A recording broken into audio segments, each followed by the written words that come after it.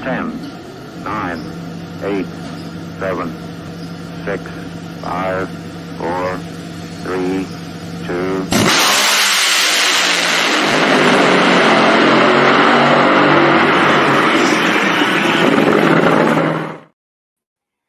Well, hello there, drag racing fan. Lee Kraft, the Monday Morning Racer here, and this is the Competition Plus Power Hour. By the way, as you can see behind me, check out competitionplus.com regularly, the place to go for your news in the world of drag racing, the place where you can certainly believe what you read on the internet. A lot of great articles are up there. Even my man Darren Williams Jr., assistant editor for competitionplus.com, he dropped an article going back with names such as Larry Minor and Dale Armstrong and Kenny Bernstein. You definitely want to go check that article out, and there is plenty more to see from competitionplus.com. And on the YouTube channel, the Pat Musey Revised Legends series episode is out that you can watch. See right there, Pat Musey over there. Yep. You can go see it later on. But tonight on the Power Hour, we're going to have Alex Laughlin on in just a few moments. Well, about 30 minutes. We're going to chat with Alex Laughlin. He's been karting it up down there at the high banks of Daytona. We're going to see him in a funny car later on this year. And we're going to talk also with Chad. It's Osier. We're going to get the correct pronunciation of his last name, but Chad is the general manager for Don Schumacher Machining or Motorsport. You know what? We're going to get clarified because there's DSR, there's DSM, there's other DS out there. Don Schumacher didn't get out of the game, ladies and gentlemen, and we're going to get the word from, well, the general manager himself of what is going on in the world of Schumacher. So we're going to take a quick break and then bring in my co-host Slam and Sam, and we're going to chat it up, yak it up around drag racing, and we want you to do that along with us right here on the Competition Plus Power Hour. All of this brought to you by Weldon High Performance Pumps. Get pumping with Weldon Pumps.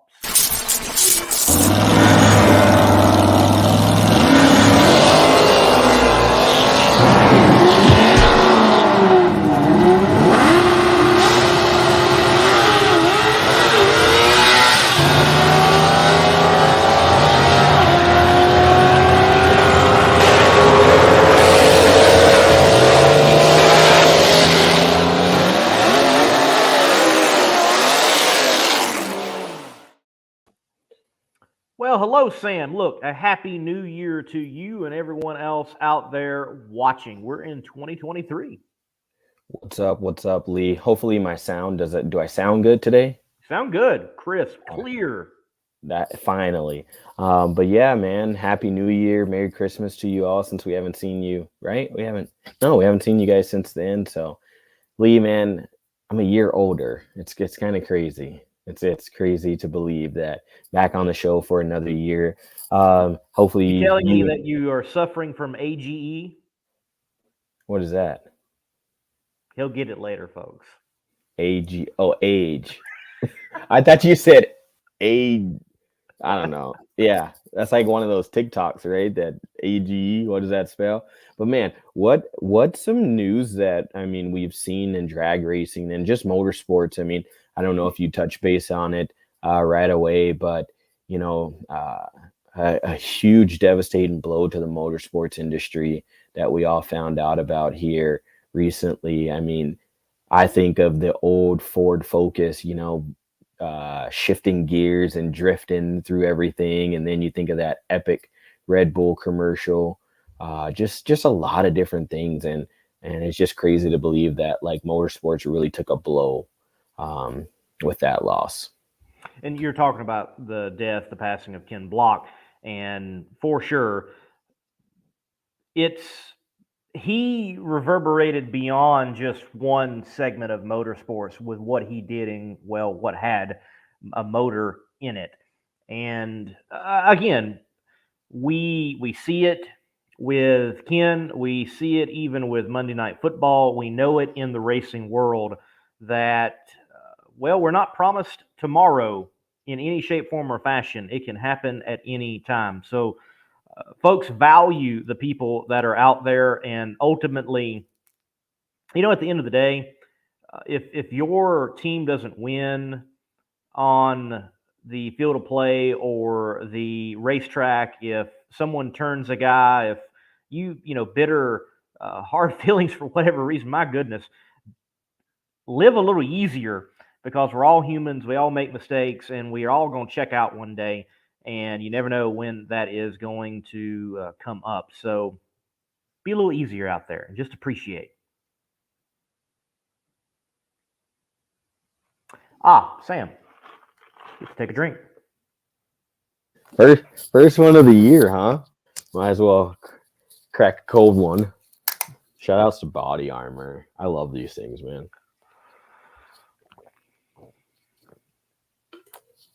That was a good goal. That was a Dancing with Robot style goal right there. You know. Oh, here we go. Now we're going to get the comments on it. Lee. So Lee, being a new year, and this is going to be a random question, but to everyone out there, being a new year, being a new era that we're going to be looking at in the 2023 race season.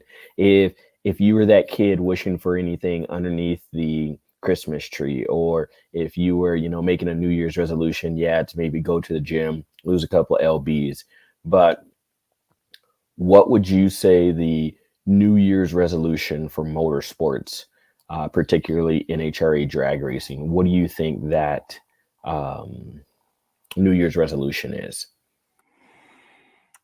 NHRA drag racing, if it has a New Year resolution, I believe it has to be continue, and I do want to say continue, because they have been doing it and they have been stepping up, but continue to push the narrative of your characters that are in these machines, the personalities, because I ultimately believe personalities, they truly are the stars. The cars are not the stars. It's the people behind the wheel. Yes, the cars are impressive. Yes, the cars do amazing mechanical feats, but there is a human being behind the wheel. Except, unless you want to believe some random people in the stands thinking that there's a robot in John Force's funny car. But I don't believe that. I like that. I mean, I think we're starting to see that era, especially with like what Crystal Baldwin is doing, with her, which she did that at PRI. She's done it a couple of times throughout the year. I really think that that's a cool, great vision and great, I guess, light that they're showing when it comes to who these personalities are. And when I say this, taking nothing away from Krista, but I would like them to see them pass that camera around so you can see and make these drivers and maybe these crew chiefs and maybe a crew guy, make it a different person every weekend. That way you get to see a different bird's eye view of everyone. We get to see Brian Loans on the camera and Tony, and we see Alan Reinhardt. But let's pass this around, and like even Kurt, the camera guy, who does a phenomenal job. Shout out to him. He does a phenomenal job for NHRA right now behind the camera. But put a GoPro on his head and just kind of see what he sees every day and follow along with him. There's so many rolling parts. Like put someone in, the water box guy or the starter, half of the day, just to see what it's like to see what he sees. So, I think there's so much that goes to that, is showing the characters of these people and showing who they truly are, because I think the more that we get them out in front of people and in front of the light in that atmosphere, I think it will incite a lot more people, and we'll get, more people tuning in to what's going on. I build up the characters, and in building up the characters, just showcase the personalities of people out there. And I agree with you. It does not have to just be the drivers. I can look back some of the shows in which have been the most successful shows on my own show, Between the Slicks on Thursday night on the Monday Morning Racer platform. They have been crew members. and they have been people not behind the wheel. I mean, I was able to interview and have on my show Murph McKinney, and that is one of my biggest viewed episodes of Between the Slicks, is talking to Murph McKinney, a chassis builder, legendary chassis builder, and such an influential person within the sport. So there are definitely more people and more characters that they can give the camera to and see their side. What does it really entail being someone on the line and working the line all day for the NHRA Camping World Series? It's hectic. I mean, you get up there and there's a lot of moving parts. They're checking things. It is not just holding a mop. It's well beyond that. That would be fascinating to see. I think it would be fascinating to see the crew person go from in the pits to the line, to the shutdown area, back to the pits, and that cycle of what they're doing day in and day out, round by round. Those are things that should continue to grow far as content and exposure, because the NHRA, as of right now, what do they say? Every ticket is a pit pass. You can watch these guys tear this car down and rebuild it. They're already marketing your ability to see people work on these machines. Well, to go to the next step, and let's make some rock stars out of some of the rock stars that are out there as crew people, and let's get to know them and build their brands. And while building their brands and who they are and their popularity, you grow the sport's popularity as well. I definitely think that's something that can be added.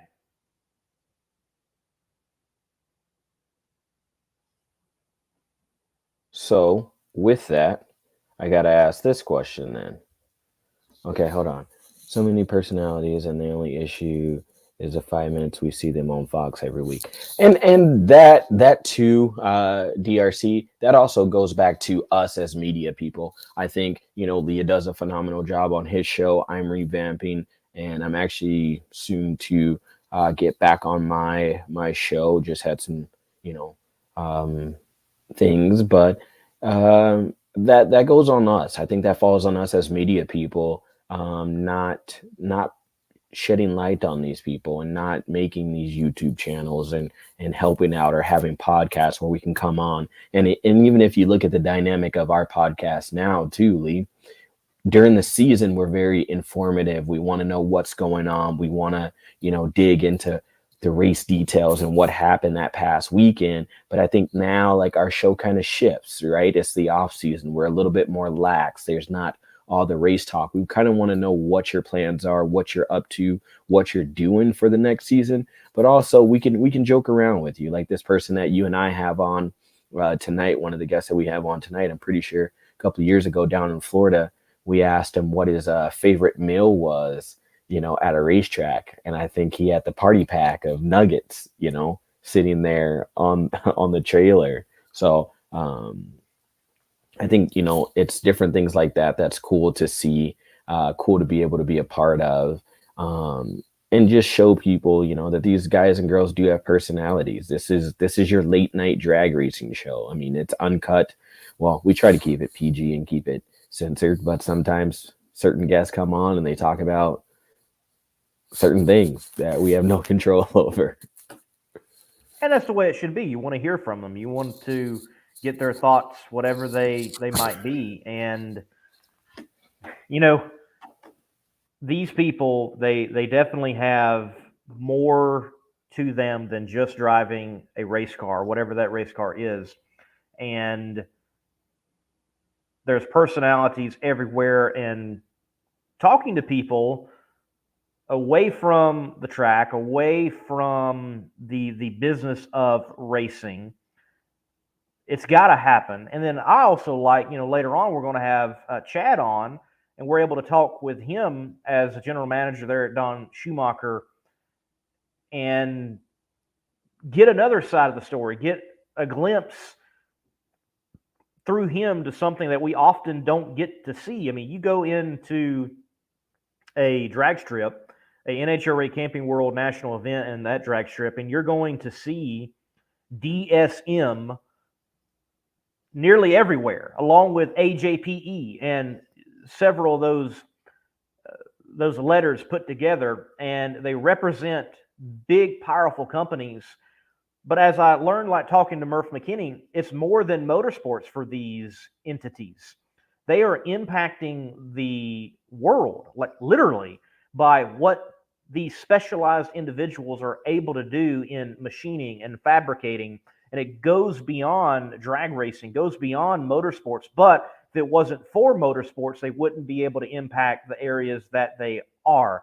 And I'm looking forward to when we talk to Chad and we can get those stories and we can hear in what Don Schumacher, his name, his brand, his company is doing and impacting in the sport of drag racing and beyond, because it did not leave us. So times like this, shows like this, yours, mine, elsewhere, and whatever flavor they have, there's some that talk about just bracket racing. There's some that talk about street outlaws. There's some that talk about drag and drive.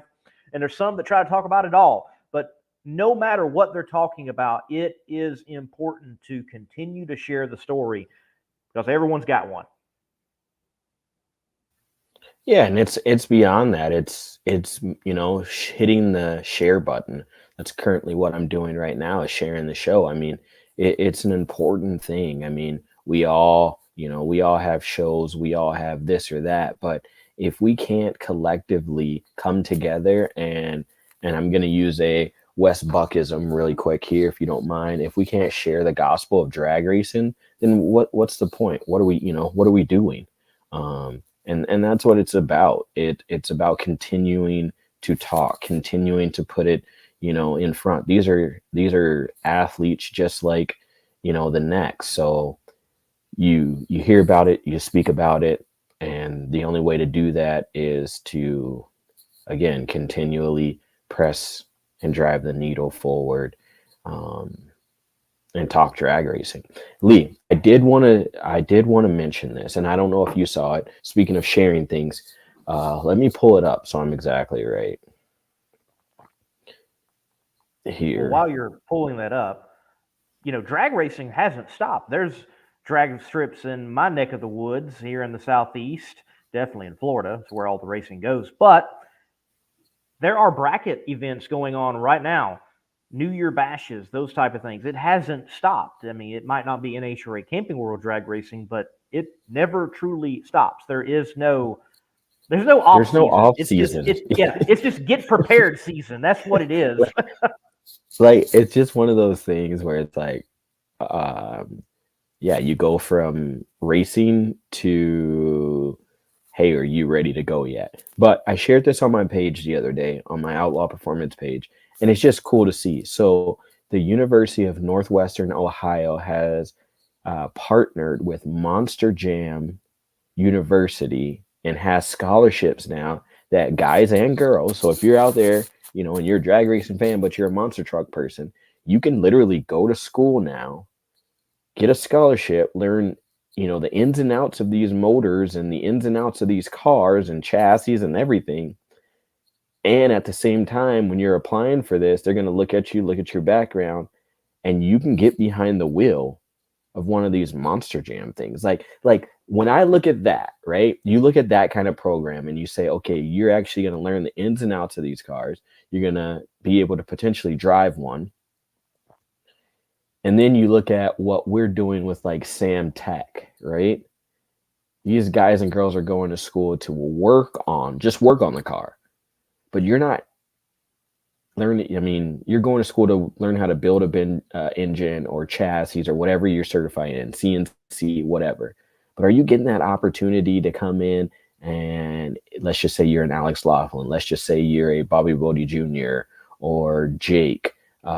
You're not getting that opportunity to get behind a wheel of one of these. Like, what do we need to do as drag racing fans, as drag racing media, as participants of drag racing to get drag racing on a streamline like that, where we can have scholarships for, young men and women to go to school to do this, or even an older guy like yourself, Lee, I mean, to be able to go to school, you know what I mean? How cool would that to be like, hey, I already have a degree, or, I didn't go to school, but I'm in this trade, but you know what? I'm going to take up this scholarship opportunity to go back to school or go to school for the first time at, I'm just going to say roughly 32 years old and see what my shots are being a driver. Like that's badass. This is a very cool program. There are a few programs. I think NHRA's program, maybe not so much as a scholarship, but it's called the Launch Program. You can definitely find your way and get placement. University of Northern Ohio, like you mentioned, there are people out there in the nitro ranks. They are certainly graduates of their motorsports program. I mean, we know one of them, Greg Lynn. He graduated from University of Northern Ohio, and Samtech, sponsor for many years, Factory Showdown. And you see people go to that program and they come out and they can work on these cars, and some of the most challenging cars to work on, cars where it's tough to find horsepower, tough to make horsepower, because they're naturally aspirated, or they only have one power adder, and they don't have crazy chemically put together fuel to give them power. So there are those type of programs. I think also many years ago, I'm sure the program's still there, a technical college just down the road from me in Georgia, Lanier, Georgia, and the technical college there, they had a motorsports program on how to build chassis and engine work. So you can find them throughout, dotted, to get the education you need to go into motorsports if that's what you want to pursue. Also, I believe it's Belmont University. They have a motorsports management, whole other side, but a motorsports management program where it helps you understand finances in and out, how to manage people and manage a motorsports program. So they're out there. Yeah, I mean, and a couple of guys were saying, this program may have been around for, a while, but it's just a cool factor that, we have these opportunity. And again, I'm not picking on DRC, but again, to his comment, unfortunately, we don't have feeder programs. And when you look at someone again, and I'm just mentioning this because he's coming on tonight, but Alex Laughlin, I mean, the way that he's gone about, his career and his venture to get to where he is, I mean, that's those are steps of feeder program, from the dirt, to the go-karts, and then to get his big break. Like, no one really knew who he was with the whole gas monkey thing, but that took him from one level to another, and then him being an NHRA and picking on all the street outlaw guys. I mean, there's just so many different dynamics of ways and avenues, I think, right now that we have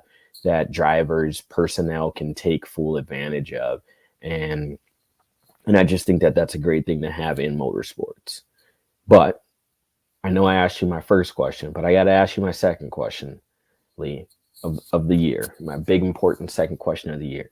Right now, I need a bold prediction. If in your New Year's resolution, you had to pick one race and say that's going to be the race of the year, like this is going to be the event of the year, what would you say it is, hands down, right now? The event of the year. Yep. And it doesn't have to just be NHRA, because I know you do Sure. things else well. Sure. I mean, there are so many good events coming up. I think of tried and true events that they need no money because there already is prestige, such as the U.S. Nationals. I think of March Meet coming up, not that far away. Chris Graves and Funny Car Chaos with the Funny Car Classic. Wes Buck, though, with the World Series of Pro Mod, returning that nameplate, and big money on the line, and big names going to participate from Pro Mod, Mount Motor Pro Stock, and others that they have to slam their doors before they fire up and go down the track. It's hard to choose the biggest event. Personally, I think an event that is going to showcase that a certain segment of drag racing is not done, it has not been passed up, and it's experiencing a revival. I think it's going to be showcased at Maryland International Raceway in the middle of the year for the first time that Funny Car Chaos goes east. That brand going east for the first time, and the buzz that I know from the Funny Car Chaos, from the Funny Car racers of all different types, from the nitro ranks to methanol nostalgia to whatever wacky combination you can bring forward to run at that event. I think that is going to be an event that when people look back to 2023, it's going to be a reminder that funny cars, no matter what they are not dead. They are alive and well. I like this one, Lee. I'm not even gonna lie. No Prep Kings, Australia. Like, and then Mighty Max says Stampede is speed. That's gonna be U.S. Nationals. U.S. Nationals. Okay, but let's just address this. We're gonna address this. U.S. Nationals is one of those races that it doesn't even matter what you say, it's gonna be epic. Like right. There's just like the U.S. Nationals is one of those races when you talk about, hey, what do you think a race of the year is gonna be? You can't that automatically is excluded. It's you like almost saying, can't put it on the list. Yeah, that's what I'm saying. Right. Like because you know something is gonna happen. Like the U.S. Nationals is like asking your dad as a guy for a Red Ryder BB gun. Like you're just bound to do it. You know what I mean? Like you're bound to ask for that one thing that your dad's like, no, you're gonna hurt yourself. Right. So I think you can't. Yeah. It's NHRA drag racers go to the U.S. Nationals and they say, hey, this is our Super Bowl.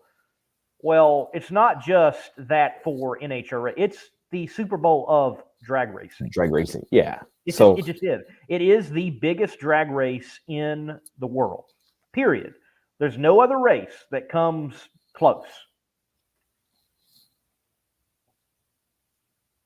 I agree. I mean, it's one of those things, like I said, you just can't.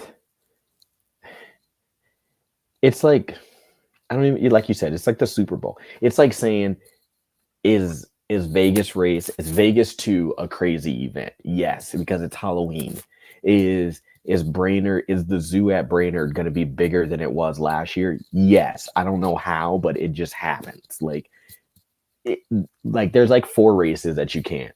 Vegas 2, Brainerd, U.S. Nationals, and what else? Well, I think if you're looking at something traditional, it'd be the Gator Nationals. The Gator Nationals is another one that is up there in prestige. And also you got to combine it with, you got the Baby Gators, and then it rolls into the Gator Nationals. Yeah. And the Baby Gators has significance because it's so early in the season. What about the standings to even qualify at the Gator Nationals? I mean, after last year, if you can top the things that we saw with guys floating in well, no, the fourth one, I forgot, I lied. The fourth one is the Stampede of Speed. Like, there you go. I mean, yeah. So Vegas 2, Brainerd, U.S. National, and Stampede of Speed are like the 4 that if you ask what events are going to be epic this year, you cannot count those 4. So you have to take those out. I just hope it doesn't rain as much in Florida this year, and we don't see baby crocodiles and people floating on float tubes. But I mean, if it does happen, I'm hoping I'm there so I can, maybe make a slip and slide or something. Who knows?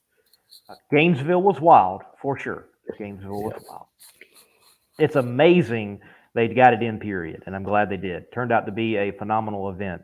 And hey, I got to experience the final round in Top Fuel. There you go. Yeah, you did. Cool. You didn't show up late. You did. Right. I did. All right. Well, Lee, is it about that time? It is. We got Alex Laughlin in the green room. So, ladies and gentlemen, look, we're going to take a break and bring him on. And also, very quickly, Mighty Mac does the Haltech World Cup over there at MIR. Another fantastic and huge event. Drag racing chock full spectacular events. And we're about to talk to someone that probably has raced in about all of them about now. Yeah, I actually hope he comes on with a mini mic, just for, like you said, it's just not about the money, it's about the prestige. And between that and his alter ego, I forget his name with the wig, but um, yeah, you never know what you're going to get with this guy. I mean, he's a class act. He's a guy that loves Wendy's chicken nuggets with honey mustard, so he gets bonus points for me there. But just an all around a wheel man. I think if you put anything in front of him, him or Albert will show up and race. So yeah, I mean, without further ado, I guess after this commercial, we will have Alex Laughlin here on the Power Hour. So, not to be confused with competitionplus.com, where you can believe what you read on the internet. Competition Products also sponsors the show, and competitionplus.com. And if you need the products to, well, compete, it is Competition Plus Products. Competition Products, your source for hardcore engine parts for street, strip, and oval track. Our free catalog is packed with hundreds of product lines from the best-known manufacturers in the performance industry. Lowest prices guaranteed. Free shipping and handling on all orders over $149 in the continental U.S. Need expert advice? Our knowledgeable staff is just a phone call away. Competition Products, race parts sold by racers since 1970. Alex Laughlin, what's up, man? The mini mic. Can you hear me? We can hear you loud and clear, All right. brother. How's it going? Perfect. I'm actually not using this, but since you mentioned it, I had it close by. But yeah, it is pretty cool, you know? It even kind of like it glistens in the light. Yeah, I mean, it's one of those things. I think when you do your first big interview, I think you should just pull that out of your pocket when like Amanda or someone's talking to you and just hand it back and forth. You know, I think it adds a lot of flavor. Everybody who believed in me. Exactly. That's exactly how that should go. Yes. But man, here having you on the Power Hour, Happy New Year, Merry Christmas, all that jazz to you. Likewise. But 2023, I mean, the big announcement was made at PRI. I actually knew before you walked up behind me when I was talking to Jonna and the family, but congratulations on that. Thanks, man. I appreciate it. Definitely didn't see it coming. And that was, it's something that I think everybody as a driver could just only dream of, it's the perfect scenario because, the Top Fuel stuff, it's tough, and when I say tough, I'm very specifically speaking on dollars, the money, it's hard to come up with the money to fund a Top Fuel race. And, I was basically running Top Fuel still on a pro stock, pro mod budget. And that's the reason I wasn't able to run, as many races as I would like. John Dunn, approached me at Pomona, the last race of the season. And, long story short, we were just, we decided that we could combine efforts. I bring my sponsors and folks, and he brings his, and we combine them together. And now I think we're going to be able to tighten the screw and really run hard this year. And when you talk about that, I mean, being approached to be able to do something like this, when the announcement was made, and I'm just going to say it, the fan club was the fan club, but then there was the haters, and you're known. I mean, I've done interviews with you before, but you're known to have people that are just going to say whatever they feel. When you have these people that say, oh, this isn't a good idea for you, or they try and tell you through their life experience of how to do this, is that chip on that shoulder that kind of motivates you, or is that one of those things that just you see it and you're like, well, that's what you think? I think it probably depends on the day.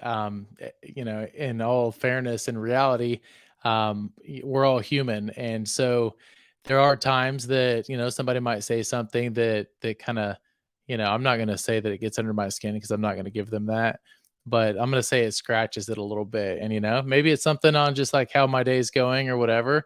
But yeah, it sometimes is absolutely motivating. It's extra special whenever I am fortunate enough to have some success and, really tell them to shove it. But when I first started racing in any professional category, pro stock, back in 2015, there were people online that didn't have a lot of nice things to say, and I was really bummed out by it, right? And I was confused because here I am, just like worked my whole life and just kind of fallen into this crazy spot to be able to drive a pro stock car for what was at the time just a few races, and people didn't have nice things to say. And I'm thinking, I've never done anybody wrong or done anything to deserve, you know, being treated that way. And so in the beginning, it did bother me. Now I just realize that some people just suck, and as elementary as it may sound, uh, y- people that are like that, they're dealing with something in their own life, and so all you can do is just kill them with kindness. And if you can't kill them with that, then hopefully have some success and just really try to drive them nuts that way. Oh, I'm back, everybody. Hey, Alex, how's it going, Hey man? man, what's cracking? Oh, it's good. It's good. So, yeah, I gotta ask, when's Travis Pastrana getting in the funny car now? Come on. I know, right?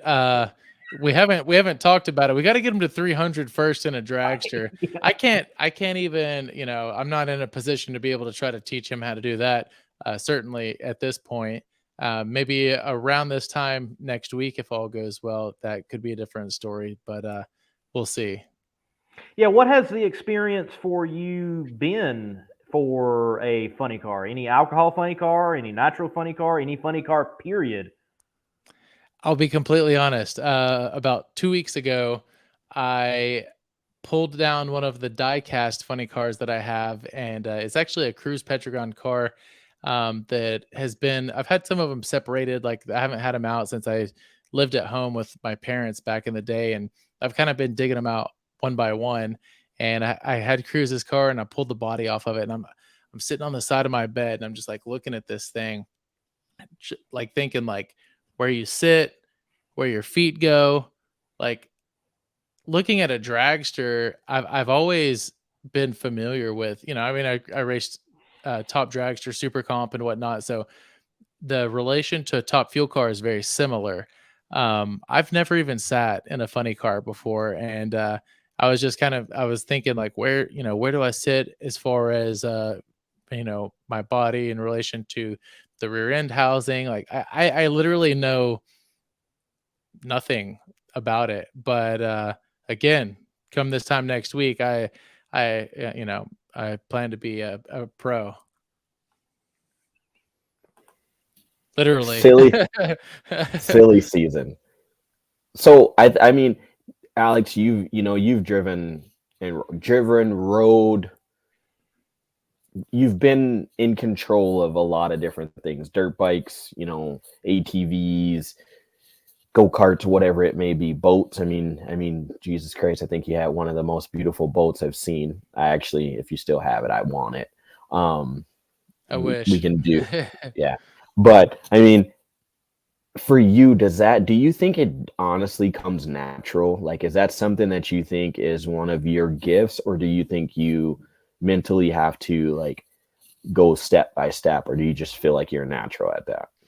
Man, I don't know. It's one of those things that I think it could fall under the category where if you don't use it, you lose it. I've been very fortunate to be able to drive all different kinds of things, and ever since it started that way, it hasn't stopped. After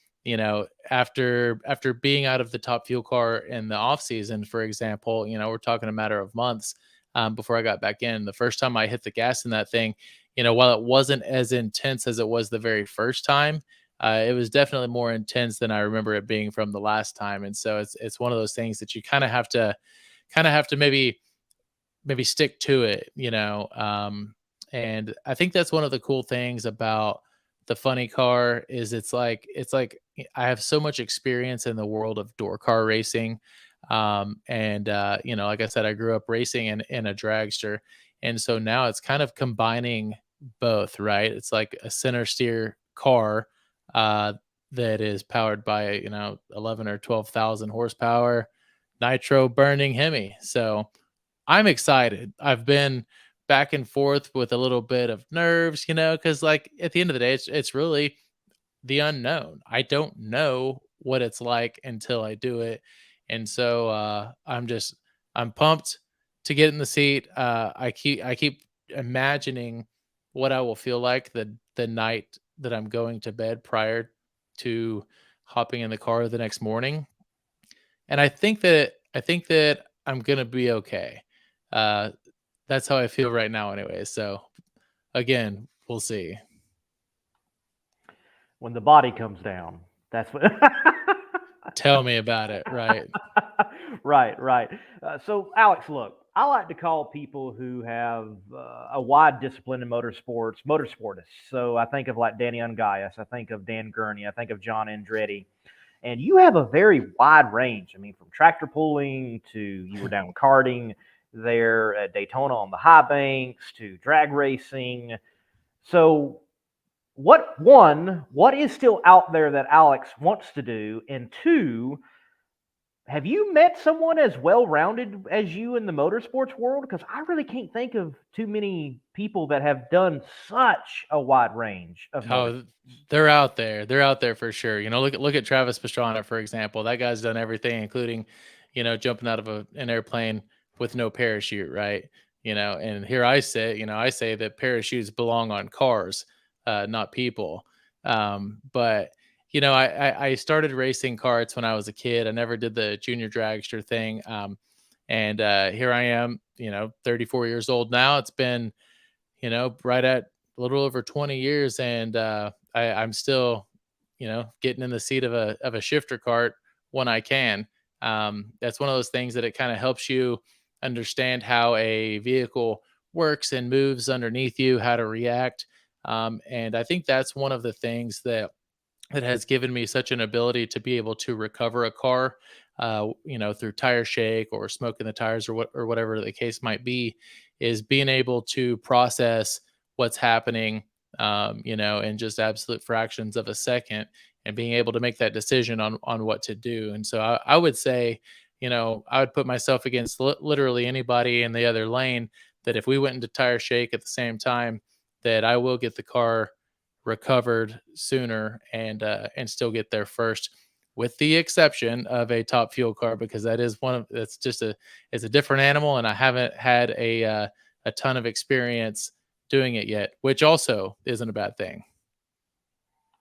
Yeah, I firmly believe the karting world at Daytona is completely underestimated and underrated. People do not give it enough attention for what happens before the Rolex 24 and before the Daytona 500. It is absolutely insane what yo guys are doing, just that far away from, the asphalt and the high banks of Daytona. It's pretty cool. It is cool. Yeah, running 115 miles an hour in a go-kart is just, 14,000 RPM, just screaming. Yeah, there's nothing like it. So Alex, let's kind of dive into it, and you can see a lot of it there behind you. You've had to deal with Hot Wheels with the Corvette, Gas Monkey Garage. You had to deal with them, Havalon. You've reached out to In-N-Out a million times saying, hey, like, I will design all this. You guys need to come and be a part of this. Power Built Tools. I'm trying to think of who else. Like, I mean, there's just been a wide variety of people that you've been in contact with and deal with. How does Alex Laughlin set himself apart from, these other drivers and these other teams that makes your style unique and what you're going to bring to Funny Car? The real answer to that is, it is all about who 100%. It's Ashley Sanford told me years ago, when she was in Alcohol Dragster, it's not about your net worth, it's about your network. And my gosh, is that, could that not be more true?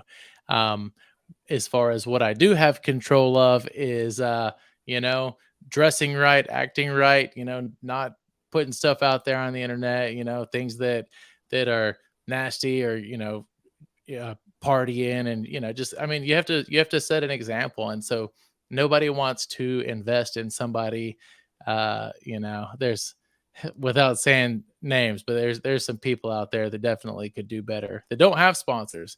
And I see what they're doing, and it's like, you want financial help with this, but you are doing all of the wrong things, and then I put something out there and try to, give them a little nudge, like, maybe this doesn't look so good, and then just get melted down by their fans for it. So, whatever. Yeah, you've had, so like I think Alex is a cool guy, because I can remember Southern Nationals 2019, first time I ever take a camera. I walk up, I'm like, hey, who's Al? I didn't really know who Alex was. You didn't know who I was. And I'm like, I wasn't even wearing the shades at the time. I'm like, can I get an interview? And you're like, yeah, sure. And do the interview, and following you from then and interviewing you at other times. And it has been interesting that you have had to fight an image battle that you really shouldn't have to fight, it seems like, because you have this image pushed on you that you are the rich boy that had everything handed to you. And it's like, that's not the case. Is there ever a day you wake up and you're just like, man, will it ever stop? Yeah, that part definitely sucks. In all honesty, I was fortunate to grow up with a family that could afford, the go-karts and, super comp. And there's a million other kids out there that are doing the exact same thing. As far as being able to afford running pro stock, or a full season of pro mod, heaven forbid top fuel, completely unrealistic, and I always knew that it would be. And I do find it hard, for people, or it should be hard for people to still continue with the silver spoon jokes and stabs and whatnot, because I'm not even running a full season in top fuel, and I literally am always complaining about how broke I am and how much financial help we still need. And so if that were the case, that there was just a ton of family money, then you would certainly be able to see it. I've seen people, some memes out there that says that if I won the lottery, I wouldn't tell you, but you would definitely know, and it's kind of the same thing. All right, Lee, since you opened that can of worms, and it's been brought up a couple of times, so we got to ask Alex, and I asked you this at the Door Slammers, when we were there, I think it was the first year, actually. I asked you, I said, man, you got a lot of hate out there with the No Prep Kings guys. You've called them out. Everyone, has said this and that. What's the real scoop with Alex Laughlin and the No Prep Kings call outs and hate and bash? And I mean, what is it all really about? I'm going to say 95% of the No Prep Kings hate is just their fans. And that's okay, because at the end of the day, like, their fans are just the reality TV fans. They aren't as much of racing fans as they are fans of drama. And that's what the show, like, they really push that, because that's what makes people watch it, right? That, what they're going through, what their problems are, from the cars to the other people or whatever. For the most part, everybody out there at the races at NBK has been awesome. The only thing that I've had a problem with out there is just getting somebody to race me. And, I don't want that to, come across, in a cocky way, but, I do have a fast car. It is one of the fastest cars. But I can't really get anybody to agree to line up next to me, even in a grudge race, and I get it. On one hand, they kind of have everything to lose, because say that they blew a transmission line off or just knocked the tire off, whatever the case may be, they feel like they would never be able to live it down. But that was the same case for me, and that's kind of why I get so much hate, is from when we did the race with Gas Monkey against Street Outlaws. What people don't realize or consider is that that was their TV show. And I was naive going into it. I was still new. I'd only been racing pro stock for a season and a half at that point. And I just, I thought that this is going to be good for everybody. They're definitely looking out for my best interest also. This is a big deal. And, boy, was I wrong. And on top of the fact with the Richard Rawlings deal, there's a lot of people out there that don't care for him. And just me being there with him, is guilty by association. Some of those guys say that we cheated and this and that. Dude, like it was all, everybody knew what everybody was doing. It was all a plan the whole time. So I've definitely had to dig myself out of a hole there that had I not done that back in the day, I wouldn't be battling it as I am today. Yeah, for sure.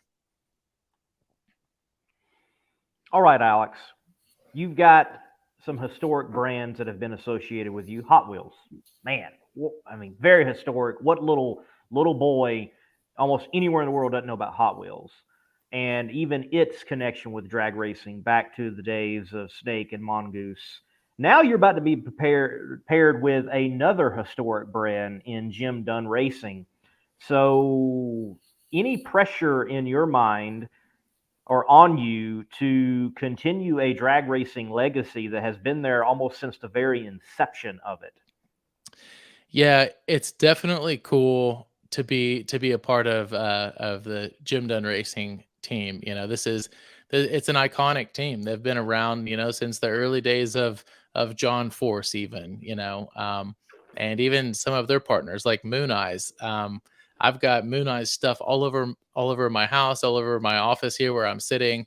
And that's long before, I was affiliated. And technically I don't know that I am completely affiliated at this point, but maybe by the third race of the season, I certainly will be.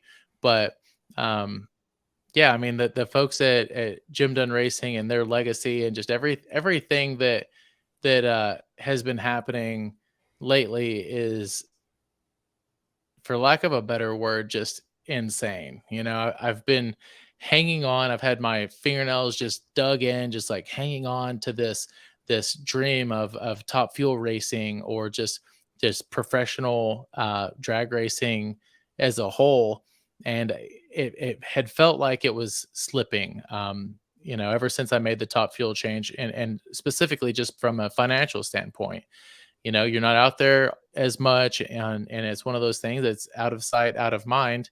And this opportunity with Jim Dunn Racing is definitely going to afford me the opportunity to really not only get back out there, but be back out and be stronger than ever with, the sky is honestly the limit at this point. And when you speak of that, it just shows, the attitude that you have going into it, looking forward to being a part of this, being associated with these type of brands. But you bring your own brands too, and your own, style and flavor and just your kind of, I don't want to call it an entourage, but your following, I'm going to say. You got people in the comments asking, how's Pelican the horse? You got me talking about, you know what I mean? Like, you got me talking about the Mini Mike and Albert. Like, are these things that you are still, as you move forward and progress in your career, are these things that you're still going to hang on to? Or does the look of Alex Laughlin change now because he is a funny car driver? No, man, I'm still just the same. Just like, I'm weird, man. You never know. You never know what I'm going to do. And that's, that's kind of one of the things that's fun about it. You can be professional, but you can be, I'm goofy. And, and even something like the Pelican deal, man, to answer the question, he's loving life. He's awesome. I try to post some stuff on my social media stories, at least, still from time to time.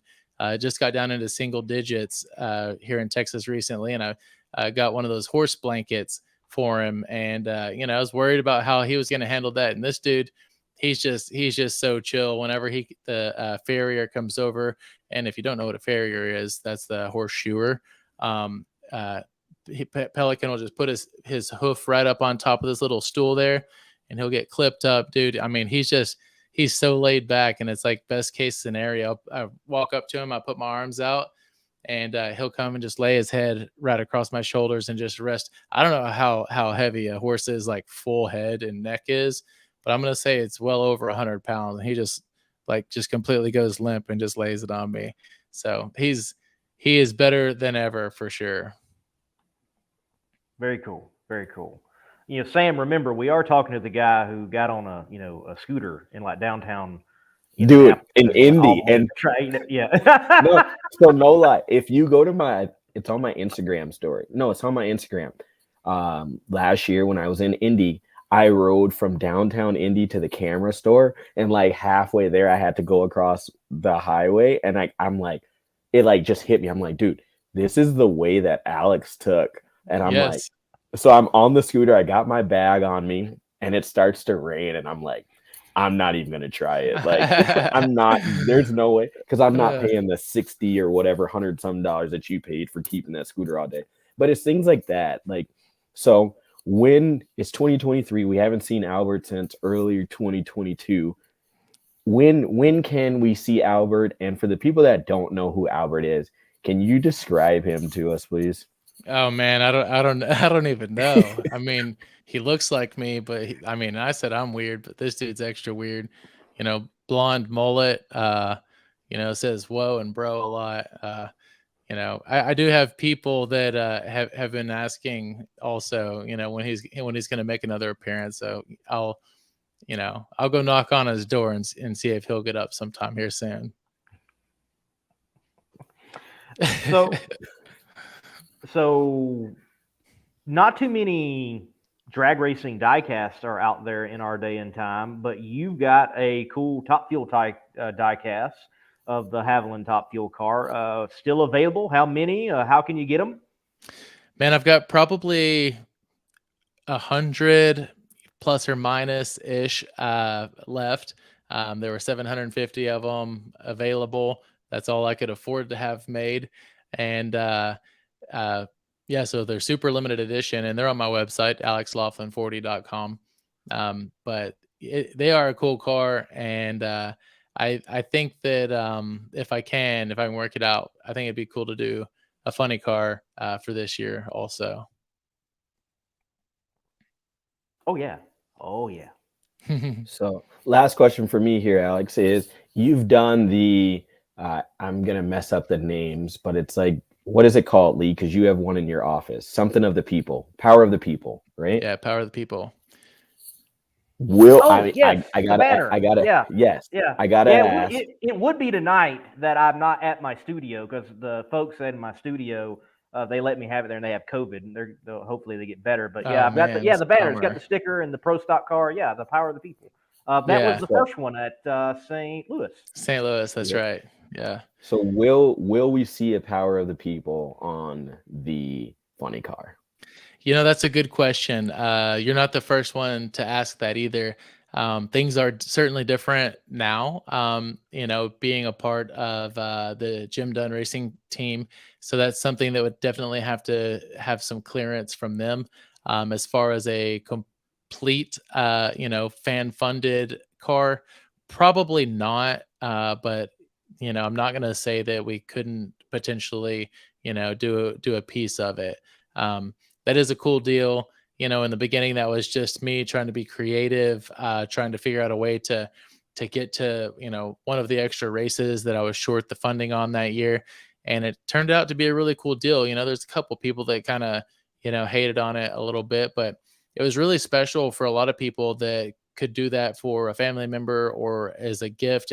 And for the folks that were at the races to be able to come by and find their name on the car. I mean, dude, I think back of when I was, younger, going to the races. If there was an opportunity to do something like that, like I just couldn't even imagine seeing my name on something that's going 300 miles an hour down the racetrack on national television. So it really is a pretty powerful deal. So I may talk to the Duns about, maybe trying to squeeze something like that in at some point this year.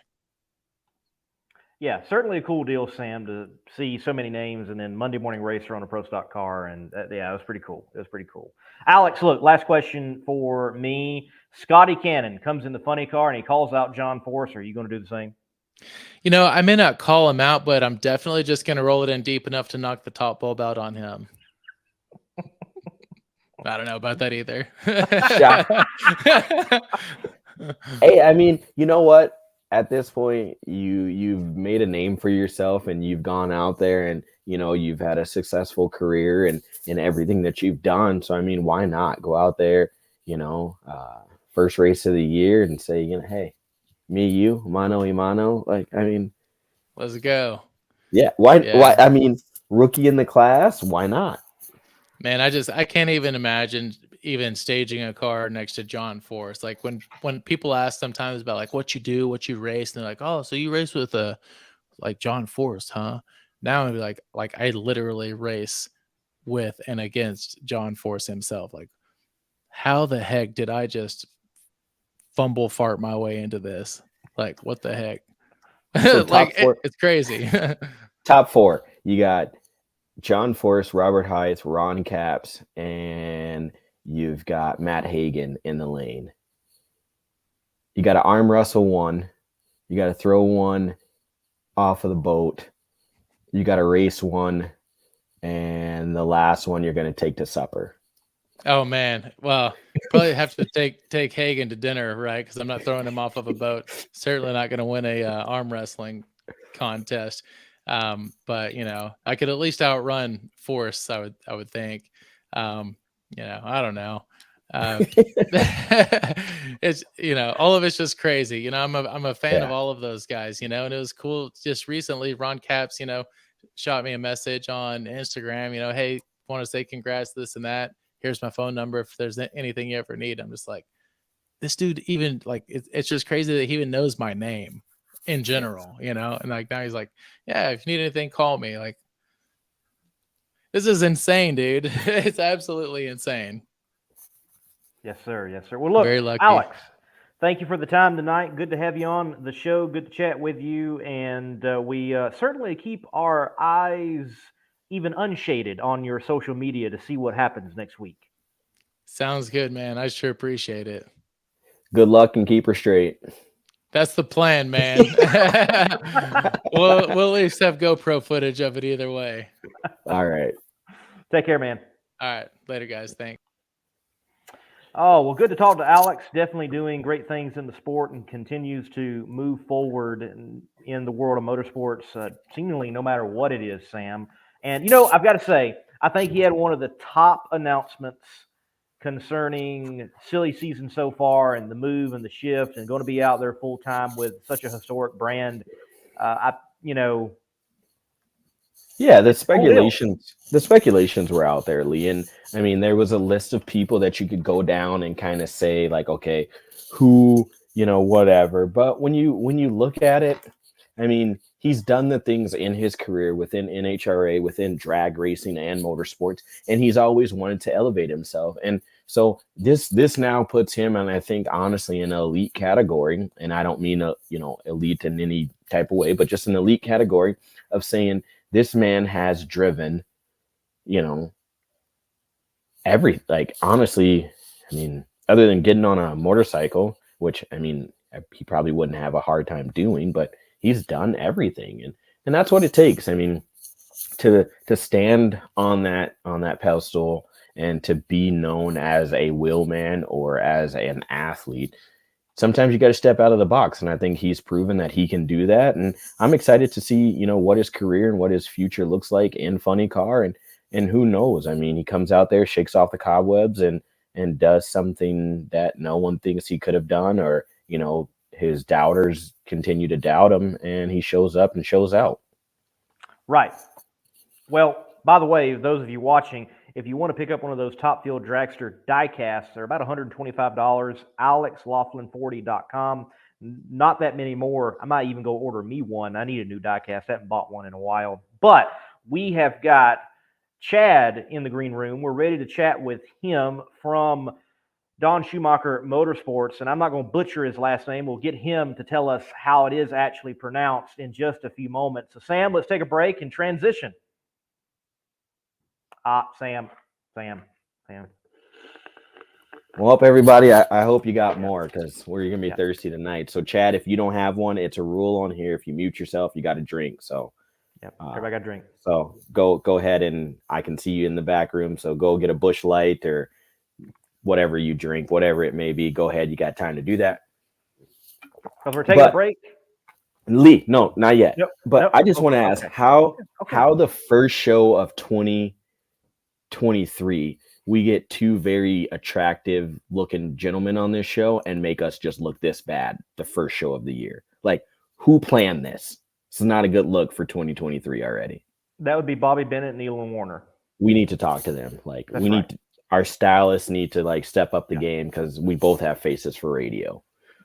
Certainly. All right, we're going to take a break now. Okay. And less of us, so we can get Chad on. Yep. Classic car owners, make your headlights over twice as bright with Holley Retro Bright LED headlights. A plug-in replacement for those dim halogen seal beams, Retro Bright maintains that classic look and lasts 6 times longer. Stay safe and click the link below to learn more. If you want to take your vehicle's performance to new heights, you got to give it P. Like our original equipment technology, antifreeze and coolant. Our formulas match the vehicle manufacturer's technology requirements so that we have the perfect match for every vehicle. That's one reason why Peak is among the fastest growing brands of coolant in America. We work harder to earn the trust of people like you every day.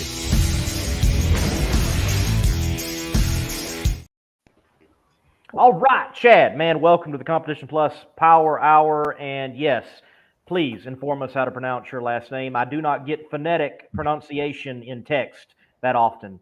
Yeah, no problem. No, Chad Osier. Osier. There we go. I kind of figured. It wasn't too. Okay. You were going to be close. I could tell. Okay. I was going to go like Osier. Did the little Osier, Okay. From Michigan. You got to butcher it. There you go. Yes. Well, man, speaking of butchering, fans like to butcher the reality of the existence of Don Schumacher Racing and its extended portfolio of all that Don Schumacher does. So, your role in DSM. Yeah, so Don Schumacher Motorsports is our manufacturing division. So DSM has been in the background of the company since 2007.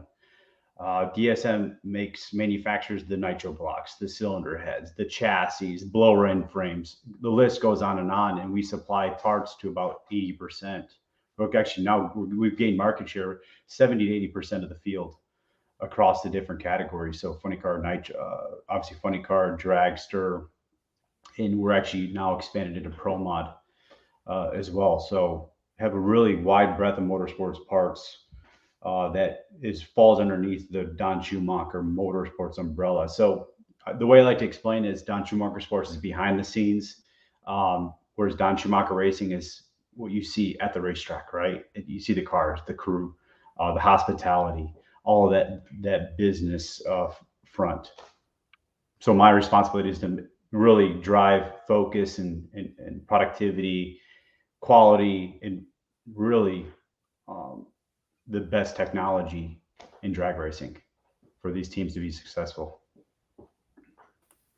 So when you talk about that and having, like you said, that much, shares into what we see, on Friday, Saturday, Sunday, or Thursday, Friday, Saturday, Sunday, and we go through this shortage as a parts dealer myself, as we go through this shortage and we go through seeing, the inflation of products right now, how did that, affect you guys? There's no question. So if you rewind to 2020, okay, because that's when the shit the fan. In 2020, it was a scenario where you had, specifically in motorsports too, and I'm going to say the pro level motorsports, it's a business run on events, right? You have sponsors which are paying money to big name racers. Like, Alex, he's a hustler. He understands that sponsors are a big part of the professional sport. But at that time, when you're not racing, you're not getting sponsorship dollars, right? So the world came to a creeping halt. And this is not just in motorsports, across the board. It came to a creeping halt. You have complete supply chains. And you as a parts dealer, you understand that the part that you're selling has more components than just the actual part, right? You have all the raw materials, you have the labor that goes along with producing that part. In 2020, they stopped the supply chain all the way back to the raw material phase. And now you're starting to see that ramp back up with now global supply chains coming back online. Not 100% yet, but they're getting pretty close to it. That is all trickling its way through. I mean, you stop a freight train, it's going to take a while to come back. Back in 2020, though, we were looking at each other saying, okay, well, we're not racing. That means we're not making parts. And we're not making parts. We're not making money. So we were very strategic about how to still have buy material, produce products, but without overextending ourselves. So we were pretty lucky and fortunate to, first off, rely on our morals. I mean, we have one of the, if not the best product out there for the teams to run for a power plant and a chassis.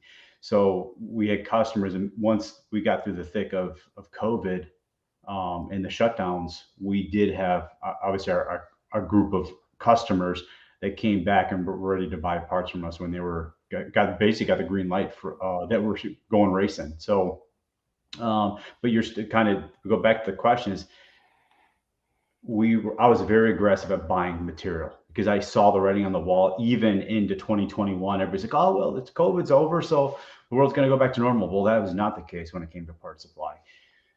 We not only hedged the prices of material with inflation, to your point, but we also hedged supply. So I bought a couple $1 million just in raw material. You're talking about the blocks. I mean, the blocks alone, we used a forged aluminum. It's 788-pound forged aluminum piece. Bought a lot of that material because aluminum was one of the materials that skyrocketed. Cylinder head blanks, all the way down to the stainless steel components that we use. So it was really, all the way down to the valve train. I mean, that's also kind of high-end materials as well. Titanium was another one. We have a really good partner, TMS Titanium, which is well known in the industry too, that we were able to kind of lean on and say, okay, what makes sense for us to get material in-house, get it at the best price, and really protect ourselves in the event of a shortage, which a lot of companies have faced. Give us an example, set some parameters for us who don't know your world of ordering even a raw material. What was a typical order to delivery time compared to what it became in COVID and even what we see now? Yeah, shit. I mean, we were looking at, before COVID, it was probably 2 months, right? When you order the more complex materials, like anything forged, which is basically material that you're not buying off the shelf. It requires special processing to get the best material properties required for 11,000 horsepower power plant. We got it to 6 months on some of the raw materials. We're even looking at, clutch discs are still a challenge, and raw materials even got up to 8 months. So, you're quadrupling the lead times, which you think from a business standpoint, until it hits you, the door hits you in the face on the reality of the lead times, you're dead in the water. If you don't have material, you ain't making parts, right? So it was a big challenge. It still is a big challenge. Even in the retail, the performance aftermarket, which we've expanded our brand into the performance aftermarket in the Hemi world with our DSR 1150 and our direct connection 1500 crate engines, we're still seeing crazy shortages and long lead times on, piston rings are a big one. Billet pistons are still long lead time. So they're just starting to ramp back up. So when you look at 2023 and you look at, where you guys sit now, you said you're getting into pro mod, like that's diving into a whole nother, market and everything like that. So for you guys, stepping into that pro mod world, what does that look like, and what can we expect from DSR in that, or DSM, I should say, in that market? Yeah, right now where we've taken our core competency in nitro, right? That the same fundamentals of the nitro engine apply to pro mod as well. A little different. Yeah, your cam location is different, but if you think about it, look at the basics of a pro mod engine. It's very similar to a nitro engine. Tolerancing is slightly different. Obviously, design engineering is slightly different. But one of the first products we said, you know what, if you were to say one product that we make today that we could really leverage not only our engineering capability, but also our capacity, availability to manufacture parts, would be the connecting rod. So today we manufacture a forged aluminum connecting rod for the nitro classes. That exact same material also works in pro mod. It has great flex. It has great properties. The elastic capabilities allow our nitro rod to fit perfectly within the pro mod, blown alcohol, even tractor pulling motorsport. So that was one product where he says, let's go after this. Let's see what we can do. And because of the shortages that like MGP, GRP were facing, and on the nitro rod side, or on the connecting rod side for those other classes in pro mod, blown alcohol, and tractor pulling, it gave us a kind of a door open for us to come in and offer our product to those classes, and not just offer the same product, offer a better product, offer the forged aluminum technologies that we developed for the nitro class.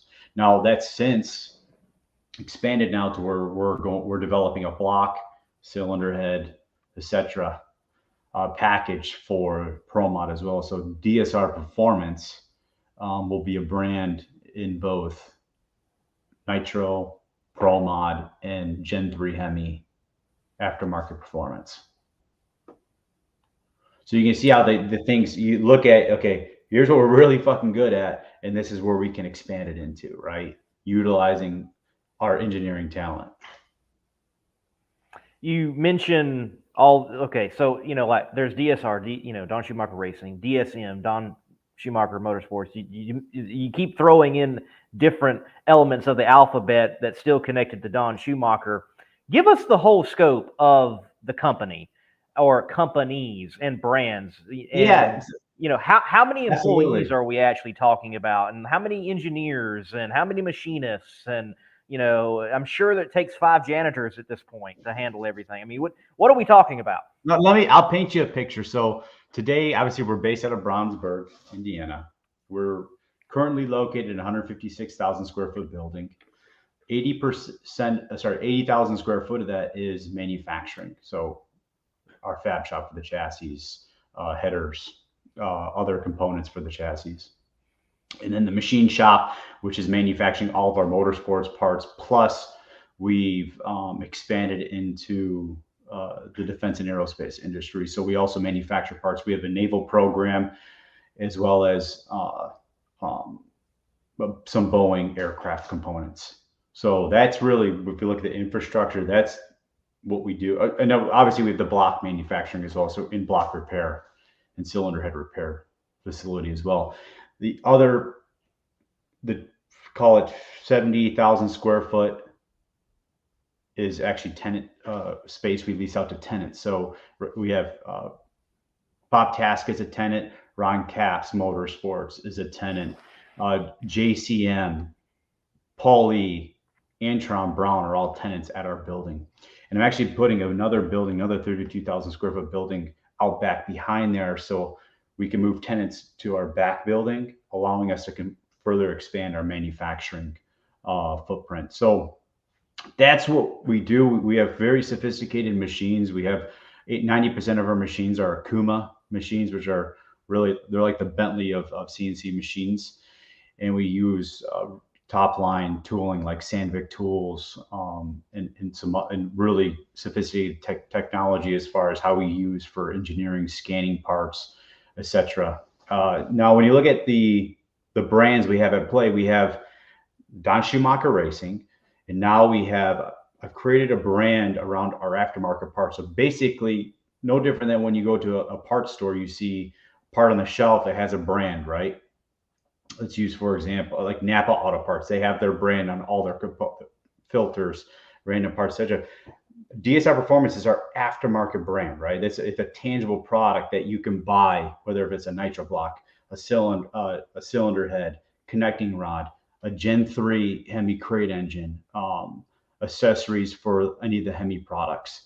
That's DSR Performance is the aftermarket brand.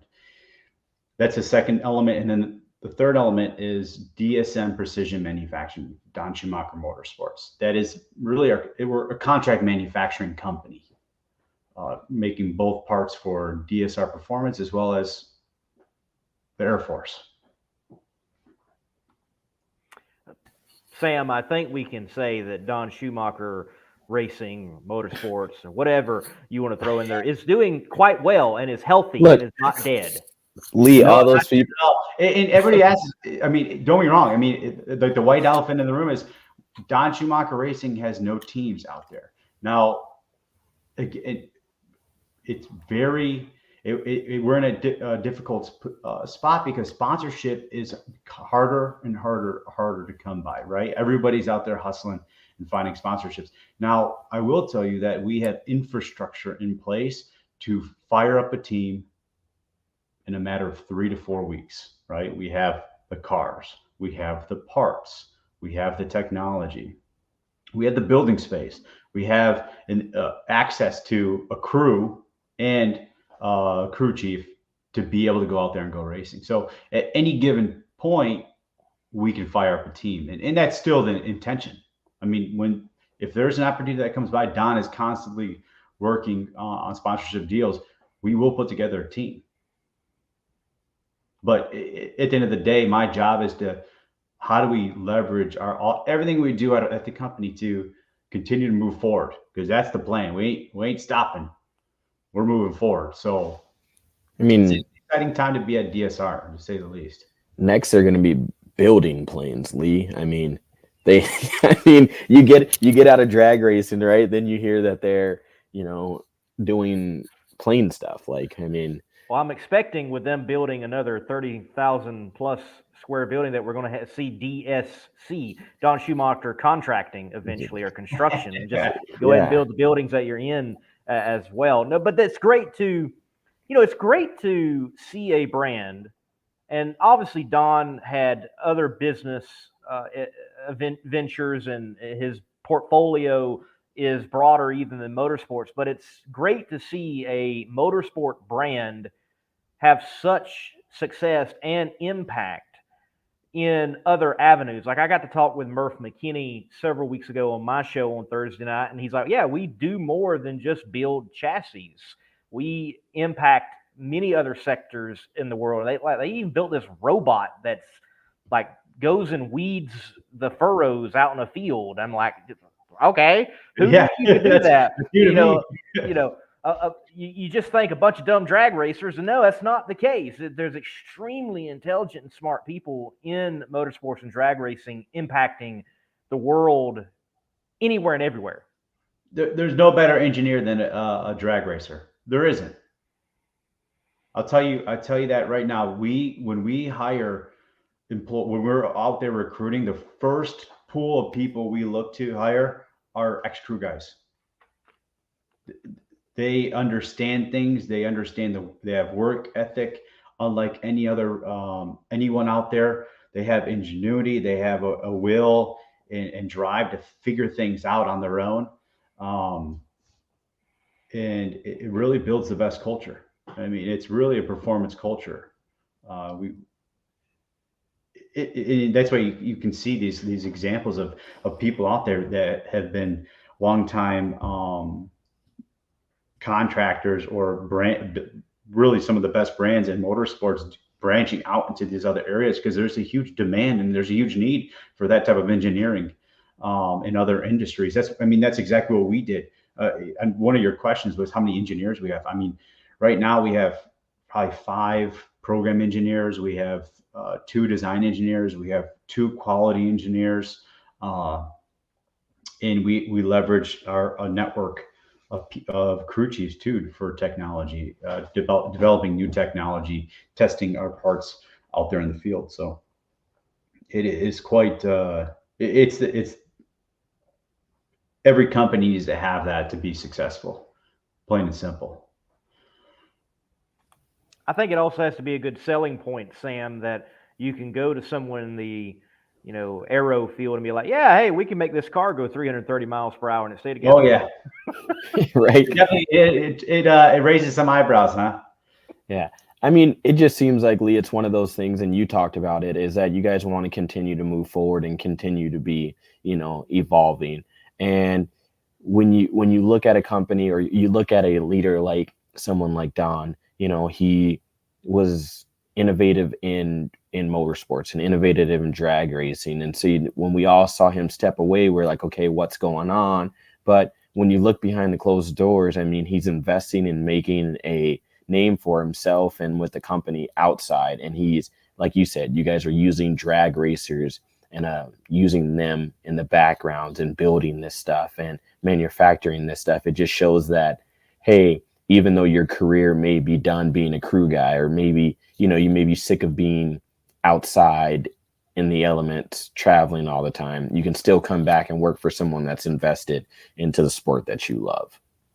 No, yeah, there's a level of resilience in drag racing, whether you're a team owner or a crew guy. I mean, it's a family industry, family-based and family-focused industry where everybody's got each other's back until you get to the starting line. But then even after that, you can go and shake hands with your competitor. But yeah, resilience has been really the driving force at Don Schumacher Racing. It's never been, and that's Don Schumacher himself. He's a resilient man, I'll tell you that. An incredible leader and a resilient man. I mean, there's a reason why he won. He was awarded the NHRA's Lifetime Achievement Award, because he has proven that from the time he started with NHRA and still continues to be a driving force in not only being a legend in the sport, but also continue to offer. Our focus with NHRA is how can we provide great products at a competitive price that is competitive, right? It allows teams to be successful right out at the track. So that's one thing we are doing, and you can come. I encourage you both. Love to give you a tour of the facility to see what we're doing. You can start to understand the dynamic of Don Schumacher Racing and what goes on at the track week in, week out. Hey, Sam, I got the John Force one in earlier this year, and I was like, got to get over that DSR. Right down the street, yeah. Yeah, I got to get it. I got to get it in. Well, look, we've talked about Don Schumacher. We've talked about DSR, DSM, and aerospace. This, that. What about Chad? Does Chad enjoy like long walks on the beach? Hey, man, who is Chad? Like, how did you get where you are, leading something as big as it is and as powerful as it is? So, yeah, how many degrees, and is it hopes and dreams, all that good stuff, man? I mean, so originally from Michigan, went to Michigan State, came out of there with an engineering degree. Started working on Wisconsin. Go green. Both of us weren't in the Big Ten championship game, so we need to do better next year. But the only reason why I say that is because my little brother plays for Wisconsin. So I mean, I got one more year of voting for the Badgers, and then I don't have a college football team anymore. There you go. So no, it was tough to be a Wisconsin and a Michigan State fan this year, to say the least. Yeah. But no, I mean, I started work for Don. I started off in the food industry in Chicago. Then I started working for Don at Schumacher Electric. That's his other company, the business he took over from his dad. Worked for him for about 8 years, and then at the time, Don Schumacher Motorsports, right, was in a place where there were, and also remind you, at the same time, Don had 8 drag race teams in-house. Don Schumacher Motorsports, which is why it was a separate entity for tax purposes, was focused on supporting the in-house teams. He had other customers at the time, but it was really more of a cost center than a profit center. So I told him, I said, give me an opportunity to turn this into a profit center. And at the same, that was also the middle of COVID, which was probably the most toughest time in the company, in many companies at that. So that was my goal. I mean, I wanted to turn it into a profit center. I wanted to expand our brand and create, like you said, DSR Performance being that brand and that face that where you see, we don't have to have a team, but you'll see DSR Performance out there on those parts, right? That brand is still very live and relevant. But turn into a profit center where we don't have to rely, again, COVID taught us that COVID taught us you need to be diversified. So being in just motorsports was crippling for us because we didn't have any other sources of revenue. So we had to wait for motorsports to come back for us to get back on our on track from a revenue perspective, which you need to have consistent revenue when it comes to all the fixed costs in a business. Well, that's how I came as is, well, we have this state-of-the-art equipment. We have some of the best engineers in the country. What other industries can we do business in, right? And the first thing that came to mind was defense and aerospace, right? A lot of it catered to the defense industry. And kind of like you brought up, is like you walk into any, I literally cold calling people because you didn't even talk to people in person at the time, right? Nobody was having meetings. So I pick up the phone and I explained this. Hi, I'm Chad Osier with Don Schumacher Racing and DSM Precision Manufacturing, rebranded it. So we sounded legitimate. Hey, we build race cars. We build 11,000 horsepower race cars.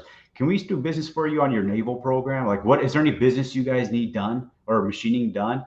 And that's kind of how it was. I mean, pick up the phone, and one thing led to another. Motorsports came back, and we really came back in a way that we're 30% of our business now, almost 40% of our business now is in aerospace and defense. And the other 60% in motorsports has been growth, it's been market share growth, not cannibalization, right? You say, well, you go from 90% motorsports to now you're at 60% motorsport. Does that mean you lost business in motorsports? No, we actually grew market share, but defense and aerospace is growing at the same rate. So we have a really nice balance. And going back to what my focus is I want to continue to drive this forward and kind of make a brand that is relevant out there, not just in drag racing, but now into the performance aftermarket, right? I mean, you look at it, you guys know car culture. It's incredible. I mean, you just go on Instagram, you can type any type of crazy car and it comes up, and there's communities based around it. And I think that's exciting. Which is why we launched, actually just back in, was it June this year, we launched our first Gen 3 Hemi crate engine, 1150 horsepower crate engine. We swap into any type of Charger, Challenger, Jeep, Grand Cherokee, Ram 1500, TRX, or any type of resto mod. We have quite a few customers put them in 68 Chargers. Actually, some person looking at putting one in a 70 Superbird, which would be cool. Hey, sounds good to me. Lee, I'm just waiting for the small block Ford stuff to come out. I think you have to wait. I think there's a supply chain issue on those. Yeah, like everything else for sure. So let me clarify, because you mentioned the hospitality. We're talking about your entry level into the Don Schumacher umbrella was the hospitality at the racetrack. No, Schumacher Electric. Okay, Schumacher Electric. Okay, cool. Yeah, so I was in sales at Schumacher Electric, the battery chargers. Oh, there you go. Well, here he is. It all started there. I mean, wow. Well, Sam, look, we got to go up there. We got to see it. As I always say, hey, Bobby, you've lost control. We're going on a road trip. Yeah, Lee, road trip. honestly, Yeah, the road Lee, trip. on it. We need this show needs a road trip. We need like a. We're getting different hotel rooms because I'm not listening to you snore, but we need to like do like at least I don't know every couple of weeks. We should just hop in the car and go somewhere. Road trip? Okay. Okay. Great. We'll have to do that. We'll have to do that. Well, Chad, look, man, thank you for coming on. Appreciate your time. We've done a lot of different talking, but is there anything that you need to say for Don Schumacher Motorsports, Don Schumacher Racing? Are y'all hiring? I mean, anything like that? Shit, we're always hiring. I'll tell you what, we were always hiring machinists, man. Machinists and engineers and programmers. No, I mean, I appreciate you guys having me on. It's cool that you guys are looking at every facet of racing because, again, it gets missed, right? The whole aspect of, okay, great, you see 11,000 horsepower car make a pass in an incredible race, but what is involved in that, right? Who are the people involved? Who are the engineers involved? What's the supply chain? What did it take to actually make 11,000 horsepower engine? And I think that's something that's forgotten, and just because of you just don't know what you don't know. So I appreciate you guys having me on. I mean, just kind of sharing what DSR is doing today. DSR aren't going away. If anything, it's stronger than ever. And we're always constantly looking for sponsors so if there's any sponsors out there, let us know. We're constantly looking to reinvent ourselves and still be very relevant at the racetrack in more ways now than ever. So May DSR live on. Chad, look, thank you, man. thanks, guys. Yes, nice meeting you. Nice seeing you on here. Let me know about that trip. We'll do it. We'll do it. We'll invite you on it. Hey, I'll be there. Lee drives the speed. I'll bring our Durango. You guys can test drive the Durango. Oh, look at Bobby. You got to dangle the carrot, right? Yeah. Bobby, look at this. We even have wheels now. Yeah.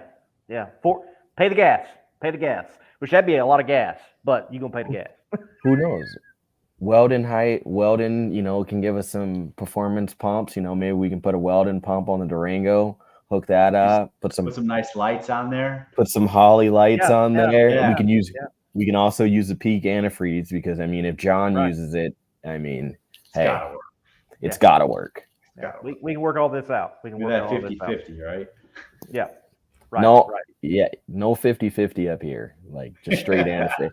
Straight antifreeze. The water will freeze. The water will freeze up here in North Dakota. I'm telling you, it was -50 a couple of weeks ago. So okay, yeah, we'll stick with them with the pure stuff. Exactly. All right.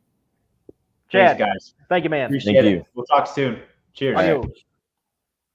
Oh man, I love those conversations. Love them. Yeah, when you think about it, he brought it full circle. You have the electrical company, you have you have the teams the crews that are building the chassis and the engines and everything like that. Now you have the performance side of it when you come to the crate engines and everything like that. But now you're building stuff for Boeing, you're building stuff for the Air Force, just when you thought Don was like, hey, I'm going to settle down, I'm getting, up there, maybe, advancing his cigar collection.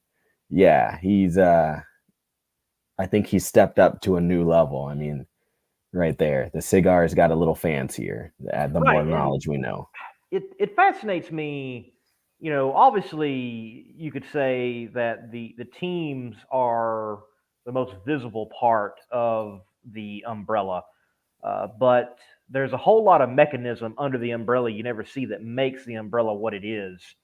And Don has been clear, and credit to Bobby Bennett and Competition Plus. There's been several articles. There's an article even out right now about, what DSR and DSM has done and talking with Don about his plans. And the plan was like, we're not done. This is just a change of portfolio. And as Chad mentioned to us, hey, they could be ready to go with a team tomorrow. Right now. Like it's there. They got the space, they got the parts, just go. So yeah. You want to run a top field dragster, you want to run a a funny car, it's definitely out there. You can Hey, call it the thing DSR. I like the pro mod. Like, I mean, who knows? Maybe maybe I'll win the lottery and I can run like 3 races. I mean, yeah, pro mod. Line up against Lyle Barnett, Doug Winters. I would say Ricky, but he's supposedly retired, but isn't really retired. But Well, but see, I know a way to get around win from Ricky. Just say it's we're going to do a tricky, trip Ricky, draw. for a reason. It's tricky. No. Tricky. I mean, All you got to do is say you're going to do a chip draw, and he won't show up. So I expect at this point that we will have false reports of Ricky's death, and then we'll see him on something, and it's like, oh, here he is. Hey! You can't say stuff like that. You say I'm just saying. you're really starting to sound like Skip Bayless right now. Oh, now do not go the Skip part. That was uncalled for. Okay, that no. man put out. But you had to read the whole tweet. Had there's a lot of people that have said similar things, and they shouldn't have said what they said. But hey, yeah, he is running PDRA or PDRL as he'd probably call it, pro nitrous. So, but all in all, He gonna get you one day. Ricky's gonna pull me aside and give me that like old grandpa like dad talk, and I'm like, but it's all in great fun. Like, and you know what you do? You know what you do? You pull out your best Brett Kepner impression of impersonating Ricky Smith in that moment. Well, I was just under there and I thought about to put in the 456s and I knew it was gonna mail an hour, but I just didn't know what was going on. Right. Yeah, man. I even told Matt and Angie at PRI, I ran into them and they had said something. They say, man, I was like, Matt, I'm sorry, I'm kind of hard on your dad. He goes, oh no, he needs it. And I'm like, like it's all in good fun. Like we all mean well here. But I don't know, Lee. I mean, a lot of great talking in drag racing, a lot of good things happening, and I'm just excited. Like obviously in January, so we're rapidly approaching testing and different things like that. Testing will start soon. Yeah, testing is not that far away. Again, you could argue that there's never an off season. It's just a time to prepare, and there are New Year bashes going on for the bracket racing guys. Big things have been announced by who we just had on the show recently, Peter Biondo and the Flings, and drag racing is on an upswing for sure. And again, it is cool to hear from Chad and from Alex. You have Alex, getting a new opportunity within drag racing, back out there full time, yet in a different vehicle, funny car. You hear Chad talk about the expansion of a motorsports brand, doing more than just motorsports, because the people in motorsports, they are problem solvers, and they can routinely roll that problem solving over into other industries. So I love it when you have a night like we've had tonight, a show like this show tonight, and understand that motorsports is deeper than just getting a car down the track. I thought you were going to use the old country western song, It's Deeper Than the Holler, or whatever that was. I thought that's where you were going with that. Lee, that would be Randy Travis, if I remember correctly. And yep. I'm going to love you forever and forever, amen. And he starts describing his love, and it's in like Southern metaphors, like taller than the pines and deeper than the holler. And yeah, I really thought that's where you were going. You had right. me, Lee. I think people don't like our name. I don't think they like the CPH. So I think we just got to officially maybe renamed to the DRT. I like that. I kind of like that. That's got a ring to it. Drag Racing Tonight Show. Yeah, we can keep off the S. Like, what are you watching? I'm watching the DRT. Right. Yeah, the DRT, Drag Racing Tonight. Yeah, Drag Racing Tonight. Yeah, okay. Maybe we could do that. Yeah. I need to get a bigger chin along with the beard, though. I don't know. You don't get it. like Leno, Chin. I get it. I don't talk about that guy. Okay. But yeah, I guess Tom's got a question, but I don't know what Tom's question is. So Tom, if you chat in your question before we wrap it up. Well, so now yeah, we're waiting for Tom's question, so we can't just wrap it up. Well, So we got to get it in, man.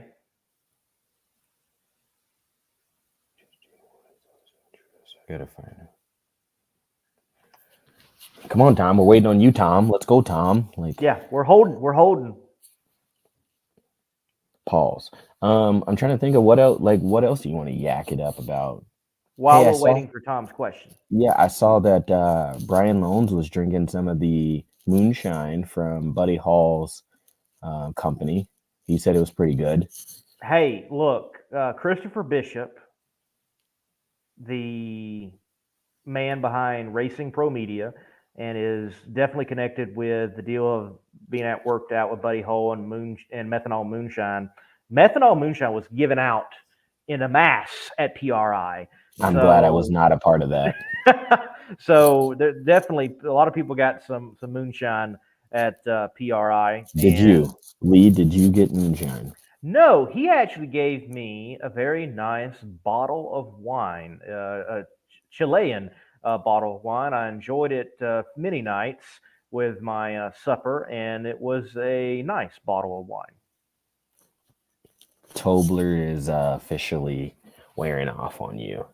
Yeah, I need to send Tobler an email and be like, hey, this is what I had. I really liked it. Can you tell me what else that I might like in that thing? All you have to do is text. Like, trust me, if I'm ever, I don't drink anymore, but if I'm ever in a liquor store and I am, like I said, if I'm ever in a liquor store and I need a bottle of wine or anything, I just text Tobes and I'm like, yo, like, I send him a picture of where I'm sitting and I'm like, hey, what do you think about this? And he's like, this one, or that one. He's got his favorites. Trust me, that guy should open up a wine shop somewhere.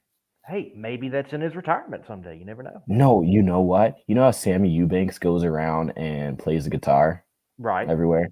Right. He should bring Ron along with him, and like they should have a booth of like, you know, history with Ron Tobler. It's